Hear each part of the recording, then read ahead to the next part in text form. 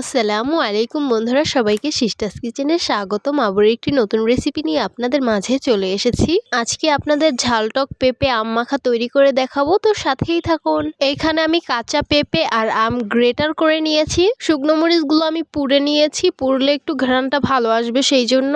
এইখানে আমি সাদা লবণ নিয়েছি, তারপর মরিচগুলোকে সুন্দরভাবে চিলি ফ্লেক্স বানিয়ে নিতে হবে। শুকনো মরিচগুলো আমি সুন্দরভাবে চিলি ফ্লেক্স বানিয়ে নিয়েছি। এখানে আমি তেঁতুল দিয়ে সুন্দরভাবে মেখে নিব। কুচি করে রাখা বিলাতি ধনিয়া পাতাগুলো দিয়ে সুন্দরভাবে মেখে নিব। এই তো সুন্দরভাবে মেখে নিয়েছি। পরিমাণ মতন বিট লবণ দিয়ে দিব।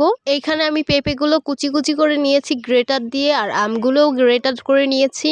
এখন পেঁপে আর আমগুলো নিয়ে সুন্দরভাবে মেখে নিতে হবে। পরিমাণ মতন হোমমেড কাসন্ত দিয়ে দিব, তারপর আবারও সুন্দরভাবে মেখে নিব। আপনারা চাইলে সামান্য পরিমাণ পানি দিতে পারেন, আমি পানিটা পরে অ্যাড করে নিয়েছি অফ ক্যামেরায়। এই তো আমার আম ভর্তা একদম কমপ্লিট। এখন সার্ভ করে নিব।